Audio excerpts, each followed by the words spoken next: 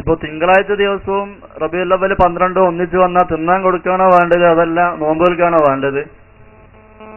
നിങ്ങൾക്കിപ്പോ പറയും നിങ്ങൾ എന്നിട്ട് എന്താ പറയാ, അപ്പൊ തിന്നാൻ കൊടുക്കണം, കാരണം പള്ള പ്രശ്നമാണോ വലുത്.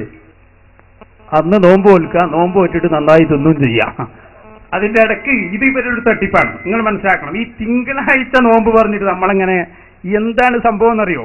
നമ്മൾ എന്തിനാ അത് തെളിവ് പറയുന്നത്, അത് ആദ്യം മനസ്സിലാക്കണം. ഇവര് പറഞ്ഞു ജന്മദിനത്തിന് ഒരു ശ്രേഷ്ഠത ഇസ്ലാം കൽപ്പിച്ചിട്ടില്ല. ആ വാദത്തിന്റെ മറുപടിയാണ് തിങ്കളാഴ്ച നോമ്പ്.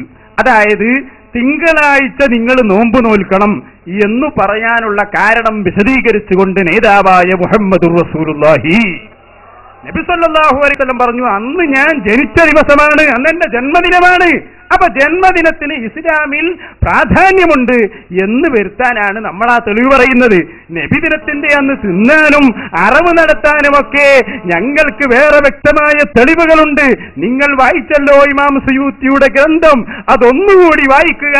അതിൽ പറഞ്ഞിട്ടുണ്ട് നബിദിനാഘോഷത്തിന് തീറ്റ ഉദ്ഘാടനം ചെയ്തത് ഹബീബായ മുഹമ്മദുർ റസൂലുള്ളാഹി നബിതങ്ങളാണ്.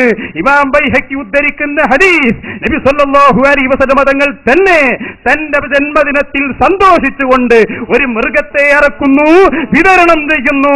ഇത് നബിദിനത്തിന്റെ തെളിവാണെന്ന് ഇമാം സുയൂത്തി രേഖപ്പെടുത്തുന്നു. അപ്പൊ എന്തായി? തിങ്കളാഴ്ച നോമ്പ് നോൽക്കുകയും വേണം, ഈ ഹദീസ് അനുസരിച്ച് നന്നായി തിന്നുകയും വേണം, തിന്നുമ്പോ ഹലാലായത് തിന്നുകയും വേണം. അത് ഞാനെന്തിനാ പറഞ്ഞത്? ഏറ്റവും വലിയ തീറ്റാവുകൾ മുജാഹിദുകളാണ് എന്ന് കാണിക്കാൻ വേണ്ടിയിട്ടാണ്. നിങ്ങൾ നോക്കി, ഇവര് നമ്മളെ തീറ്റക്കുമായ കൊതിയന്മാരും ശാപ്പാട്ടിലാമന്മാരും ഒക്കെ ആക്കലുണ്ട്. അതുകൊണ്ട് ഒറ്റ ഒന്ന് സാമ്പിളിന് വായിച്ചു തരാം. ഇത് വെട്ടം അബ്ദുള്ള ഹാജിയുടെ സ്മരണികയാണ്. വെട്ടം അബ്ദുള്ള ഹാജി എന്ന് പറയുന്ന മുജാഹിദ് നേതാവിന്റെ മൗലിദ്, റസൂലുള്ളാഹിന്റെ മൗലിദ് മാത്രമേ പറ്റാത്തുള്ളൂ, ബാക്കി എല്ലാ മൗലിമാർക്കും മൗലിദ് കിതാബുണ്ട്. ഇത് മലയാളത്തിലാണെന്ന് മാത്രം. ഇത് ഇറക്കിയതാരാ? കേരള നദുവത്തുൽ മുജാഹിദീൻ മുജാഹിദ് സെന്റർ കോഴിക്കോട് 2 പഴയ കാലത്ത് തന്നെ ഇറക്കിയ പുസ്തകമാണ്. ഈ പുസ്തകത്തിൽ പറയുന്നത് നമ്മുടെ മൗലവിമാരുടെ തീറ്റയെ കുറിച്ച്. ഇയാള് വെട്ടം അബ്ദുള്ള എന്നും പ്രസംഗിക്കാൻ പോകുമ്പോ മൂപ്പർക്ക് പണി എന്താ? പരിസരത്തുള്ള ചക്കയുണ്ടോ എന്ന് നോക്കും, എന്നിട്ട് ചക്ക ഇട്ട് തിന്നുക.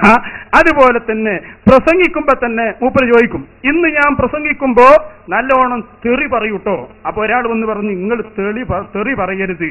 അപ്പൊ മൂപ്പര് വന്ന്, തെറി പറയാതിരിക്കണമെങ്കിൽ നിങ്ങൾ എന്താ തരിക?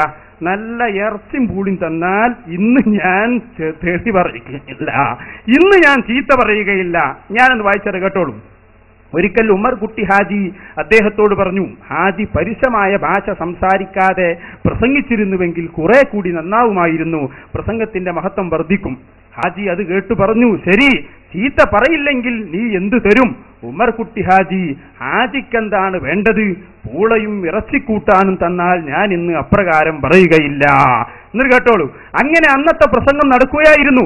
സംസാരിച്ച് ഒരു വിഷയമെത്തിയപ്പോൾ ഹാജി കയ്യിൽ 2 തവണ ശക്തിയായി തട്ടിക്കൊണ്ട് പറഞ്ഞു, ഇപ്പോഴല്ലേ ഇവരെ ചീത്ത പറയേണ്ടത്, പക്ഷേ ഇന്ന് ഞാൻ ഒരാളോട് ചീത്ത പറയില്ലെന്ന് ഏറ്റിട്ടുണ്ട്, അതുകൊണ്ട് പറയുന്നില്ല.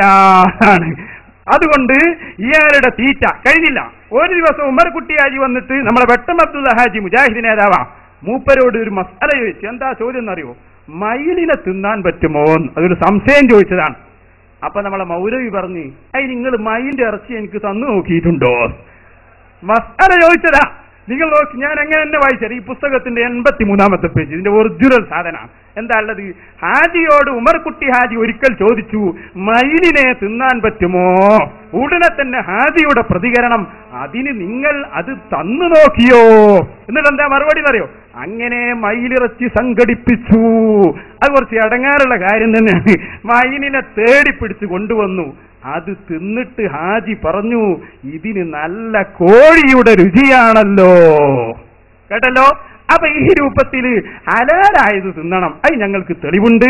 തിങ്കളാഴ്ചയുടെ തെളിവും തെളിവാണ്, ഇതും തെളിവാണ്. പക്ഷെ രണ്ടും കൂടി ഒറ്റ സ്ഥലത്ത് കൊണ്ടുപോയി ഫിറ്റാക്കരുത്. രണ്ടും 2 സ്ഥലത്ത്.